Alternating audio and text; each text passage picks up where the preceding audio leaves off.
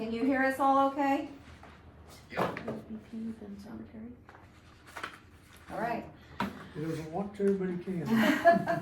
All right, well, I will go ahead and call the meeting to order. First line of business is the approval of April 14th director meeting minutes.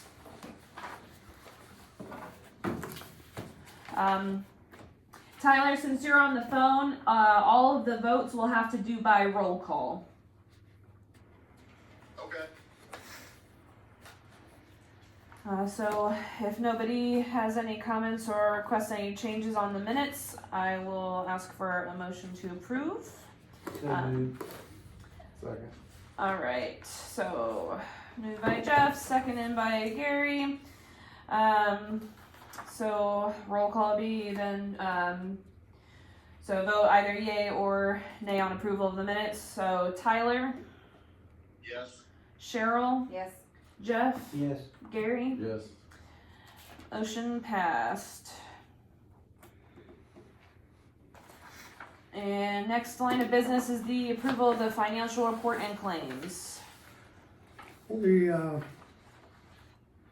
first of all, I would like to say, I apologize for last month, because we had, seemed like a gazillion people in and out of the office, asking all kinds of questions on the day before they had to file their taxes. And I woke up in the middle of the night and said, oh my God, solid waste district meeting was yesterday. I completely forgot. So, sorry about that, but I don't think anybody missed me, to be honest with you. Anyway, talk about the tipping fees a little bit. We're still up almost 29,000 over last year, which is about 27% increase. So we'll hope we get to the end of the year and be in that same position, I hope. Because I looked at the cash from the cash situation last April 30th compared to the cash situation this April 30th. Last year, we had $706,396 in the bank at this point. This year we have $676,628.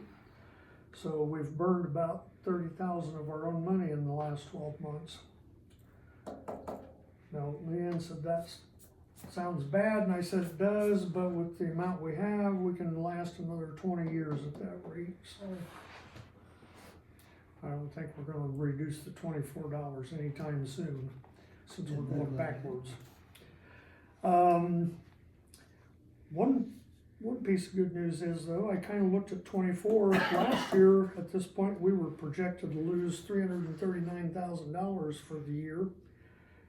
At the rate we're going this year, we would lose about $287,000.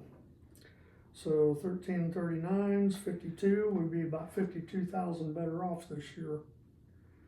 Now that depends on the timing. You know, we're only at the 4th month. Who knows what we're going to have for a big recycling bill or something come in, but anyway, that's about all you can do with financial statements, though. When you're a third of the way through the year, it's a guess. So who knows what's going to happen, but that's at the rate we're going so far. So we do have $676,628 cash balance right now. Landfill's up some. Operating loss is down some. And the good news is we ought to get our spatial assessment check next month, so should be okay for now. I didn't even look at the claims, Leanne. I don't know if I had a copy of them. Are there any you want to talk about? Really not too much. It was, Yes, I did. honestly a little bit more of an expensive month. We had a few restock supplies in the warehouse. What else is new? But we also had some weird ones. The windshield on the newer district truck got cracked, so it had to be replaced. So we got that done. The lawn care bill is a little higher this month, but it's because they just did their final spraying of this, what hopefully will be one. Actually, I lied. It's a little higher because they bill us up front for the spraying for the season. So we just had our first spray of all the weeds around the property. So that's why that's a little higher. Other than that, the only other one is we will talk about in the old business section. So Well, the big deal in the claims is this month Republic Services is basically $13,200. Last year at this time, what were we getting nailed for? $30,000 a month? Yes. Yeah. So that's the big deal. Huge difference. Well, that's all I have for anybody, unless anyone has questions. All right, well, if nobody has any questions about the financial report, I will ask for a motion to approve. I'll make that motion. Okay. Need a motion to second? Second. Jeff? All right, and then roll call for approval of the financial report. Tyler? Yes. Cheryl? Yes. Jeff? Yes. And Gary? Yes. Motion approved. Next up, director's report. So this past month, as we knew it would, we started our busy season. So we helped 520 residents and took in approximately 21,000 pounds of materials. We partnered with Visit Wabash County for their Earth Day cleanup event throughout town. They were staging several teams along different roadways and highways in our county to clean up all of the litter and debris on the side of the roads. Wish we had known about that section that you were talking about, because we could have gone out there. So we closed down the day after Earth Day, and our team went out on that road behind the waters of Wabash and Walmart, and we cleaned up along that corner there. What a mess. In talks with all of the Earth Day cleanup events, I had a meeting with Amy Ford and Christine Floor, and they are organizing a new event for 2026 called Litter is Lame. And basically what they're doing is they're asking to partner with us so that the entire month of March next year, they're going to host different liaisons in different areas of the county. So they want somebody staged in Rowan, North Manchester, LaGrow, LaFountain, and each of the major towns and cities. And then identifying the different roadways within those areas that are littered on a continual basis. That way, whoever the liaison is for that town, they set up a volunteer group to go and clean up those areas. We have agreed to supply all of the compostable bags for this event. We have also told them that we would donate buckets for the recycling side of it. We told them that they could use our personal bin as one of the trash bin drop-off locations for them. They are partnering with Republic Services for this event as well, and there is a chance that Republic Services will front the whole bill for them for this project, which is amazing. And they are donating roll-offs for this. So they will stage roll-offs in all of the different specified locations specifically for this litter cleanup drop-off. I did advise them, if they're going to do something like that, they have got to get something with locking lids. You put a bin out in the county, people are going to use it like wildfire. So hopefully I gave them the good suggestions to make this a little easier for them. But I have agreed to be a liaison for them. And like I said, we've agreed to partner with them. So this time next year, we'll be all set to run for that. Rowan just had their town cleanup. So we took in all of their materials last week. Not a lot, but a decent amount of materials. LaGrow just had their cleanup as well, so they'll be coming in on Wednesday to drop off all of their materials. May 7th, we were closed down. I sent 2 employees to chemical training. The training is actually amazing. Normally, HHW chemical training is between like $400 to $500 a pop per person. But with grant funds, they were able to give this training at a severely limited rate of like $50 per person. So we jumped at the opportunity to get people trained to deal with the chemicals. So they got their certificates now, which is great. My part-time warehouse guy, Gert, did finally decide to step away. We knew it was going to happen eventually. He's 78 years old. He's been working with us for, 5-6 years now. Love him to death, but he said that the mind was willing, the body is not. Completely fair. So I've started the interview process for finding someone new. If you know anybody who is interested in applying for the position, direct them my way. I did 2 interviews this morning, and we have a third that we're working on getting set up. So hopefully within the next 2 weeks, I'll have that position filled. Obviously, our Talksway days are coming up, May 31st for Wabash and June 14th for North Manchester. Right now, we're pretty much just working on getting our new signage from Dynamic Designs, working on the advertisements for the newspapers. We're calling our volunteer base to make sure everybody's ready and willing to help us out. Only thing that sucks this year is that we are not going to have our tire vendor on site for either event. So, if you know any young strapping lads who would like to get paid some money for some fun tire slinging events, let me know. Other than that, the only other thing is we finally got the finalization for the tire grant through IDEM. So that contract has officially been signed. So we now have those $10,000 worth of reimbursements for the waste tire disposal, which is fantastic. And that's pretty much all I have for updates. Is there any impact going to be on us with the new facility supposed to recycle tires out there? So the mayor, last we talked about it, he said that there is a chance that they would even be willing to take our tires for free, but there has not been any kind of preliminary discussion with them yet. Are we even open yet? No. No. I didn't think so.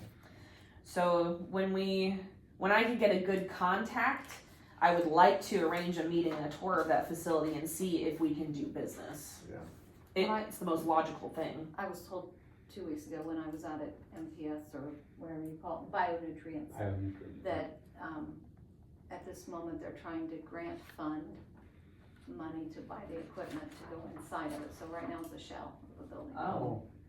So they had no idea of when they plan on opening operations. So it could be years down the road at that rate. Who owns it? The same people that own bionutrients. Really? They told me that they was planning on using, so they'll melt, it'll be a process of melting the tires, which they will pull a byproduct off of, making a liquid fuel, and they're gonna run that liquid fuel to run the heaters in the bionutrients plant that heats the manure. It is a very intricate process. Yeah, so there will be a pipe that runs from One to the plant other. to the other. So when they eventually are able to be up and running, I would love to be able to do business with them because Liberty Tire is killing me. Is that your only resource? Or is it Liberty Tire, after they bought out Leffler Tire, they are the closest and really the only vendor that we could reasonably work with in our area. There's just no one else this far north. Everybody else is south. So, I mean, we do have the option that we could always get a tire cage and do shipments that way. But the issue with getting a tire cage is that you have to stack it a very certain way. And you never know what size tire you're going to get in when you get it. So if you get like an ag tire or something, I mean, you still have to lift those up over your head to get them stacked properly in the cage for shipment. There, it wasn't Hamilton County, but one of the counties that I went on a tour of, they had a cage and they said that it was a pain in the butt. So I'd rather not deal with that. I mean, there's so many tire sizes. There are. You'd almost want a cage for every tire size. Pretty much, yeah, because they want them stacked doing the zigzag effect, and that's just not possible when you don't know what tire size you're dealing with. So, Oh. yeah. Surprising. All right, so there is no new business. Under old business, we really need to address the drop site recycling camera system. We've had several instances of contamination. We started leaving the drop site recycling open for days that we had to be out of the office, either due to illness or due to trainings, because I'm trying to work with the public and make it convenient for them. I want them to be able to access what they can when we're not here, but people are being really crappy about it, and they're starting to leave their electronics and their tires and their trash in our bins when we're not here, which I understand. You come to drop something off, we're not here, your next best option. I understand the thought process, but it is becoming an issue. So we originally got a quote through Sound Vision last year for a security system out there with the HD cameras that will capture everything that we need them to capture. along with extending the Wi-Fi out through the warehouse, and it came out to about $2,500. Now they were one of the cheaper quotes that we had found at that time. I don't remember specifically what other businesses we had tried, but they were the most cost effective. When I went back and asked them about it again, they said the quote will pretty much be in the same price range, but at this point they would recommend what they call PTZ cameras, which are point tilt zoom cameras.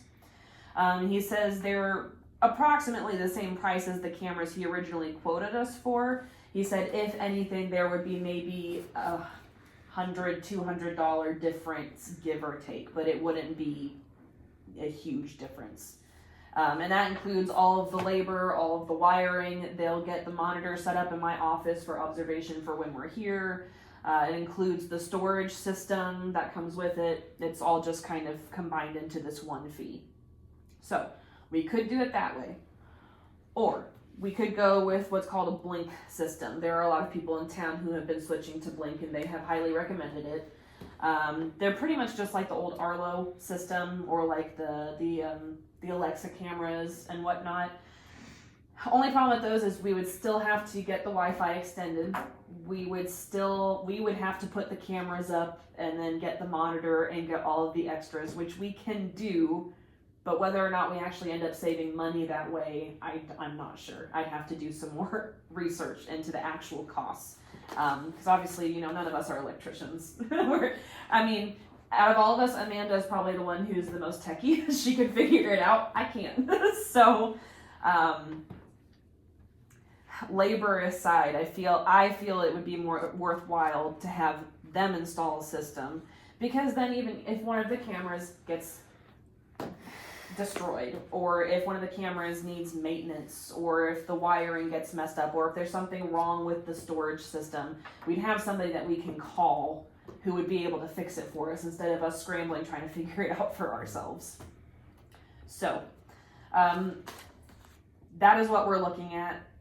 I would like to act on this soon. It's a very reasonable price. I feel like I still need to look at more options. I want to find the most cost effective that's going to be worthwhile. So that's where I'm at with that. Is there a monthly fee on that? The only fee is going to be the storage, and that's just going to be a set annual amount. But I have to double check what the annual amount is for the storage, because that is not included on here. But everything else is just the basic upfront fee.